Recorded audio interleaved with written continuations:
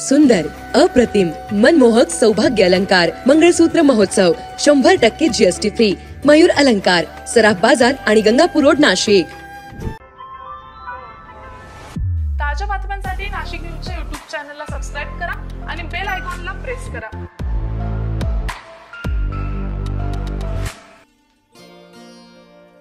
संतश्रेष्ठ निवृत्तीनाथ महाराजांच्या पौषवारी यात्रा उत्सवासाठी महाराष्ट्राच्या कानाकोपऱ्यातून शेकडो पायी दिंड्या श्री क्षेत्र त्र्यंबकेश्वरात दाखल झालेल्या आहेत. हरिनामाच्या जयघोषानं त्र्यंबक नगरी दुमदुमून गेली आहे. लाखोंच्या संख्येने आलेले वारकरी येथील ब्रह्मगिरीच्या पायथ्याशी विसावले आहे. दरम्यान अंजनेरी येथे श्री कृष्णमाऊली पालखीचे गोल रिंगण मोठ्या उत्साहात संपन्न झाले.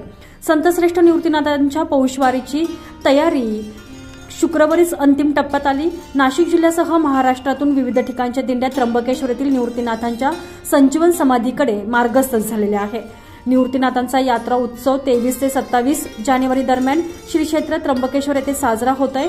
नवमी ते चतुर्दशी या कालावधीत साजऱ्या होणाऱ्या या पौषवारीसाठी आलेल्या दिंड्यांचे निवृत्तीनाथ संस्थानातर्फे स्वागत करण्यात येत आहे.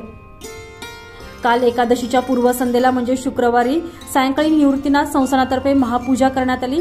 आज एकादशीच्या अर्थात पौषवारीच्या दिवशी पहाटे 1 ते 4 वाजे दरम्यान गिरीश महाजन, नरहरी झिरवाळ, हिरामण खोसकर यांच्या उपस्थितीत शासकीय पूजा संपन्न झालेली आहे. आज सायंकाळी 4 वाजता संतश्रेष्ठ निवृत्तीनाथांच्या रथाची नगर प्रदक्षिणा होणार आहे. कुशावर्त तीर्थावर नाथांच्या पादुकांचा अभिषेक केला जाणार आहे.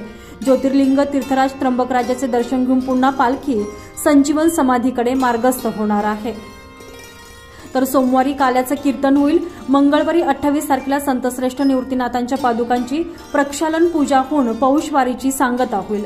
उत्सव कालावधीत निवृत्तीनाथ संस्थानाचे मानकरी हबप मोहन महाराज बेलापूरकर, बाळासाहेब देहूकर, डॉक्टर रामकृष्ण महाराज लहिबितकर, कानोबा महाराज देहूकर आदींची कीर्तन सेवा होणार आहे. दरम्यान यावेळी संस्थानाच्या अध्यक्षा कांचन जगताप यांनी एकूणच तयारीबद्दल नाशिक न्यूजशी बोलताना अधिकची माहिती दिली आहे. आम्ही सगळी तयारी केलेली आहे. आज वारीचा दिवस आहे, आनंदाचा दिवस आहे, पौषवारी आहेत. आज संपूर्ण महाराष्ट्रातलेच नाही तर संपूर्ण भारत देशातले वारकरी या वारीला सगळेजण उत्साहाने आलेले आहेत आणि सगळीकडे आम्ही तयारी त्या पद्धतीने केलेली आहे.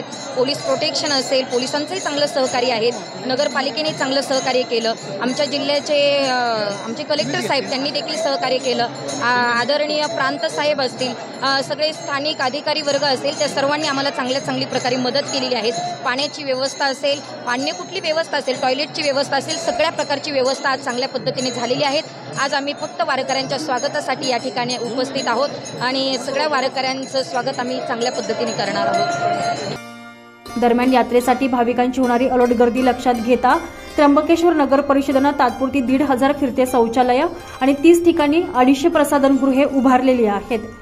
तर गर्दीच्या पार्श्वभूमीवर पोलीस प्रशासनाकडून चोख बंदोबस्त करण्यात आलेला आहे. गर्दीच्या पार्श्वभूमीवर परिसरात 40 सीसीटीव्ही कॅमेरे हे बसवण्यात आलेले आहे.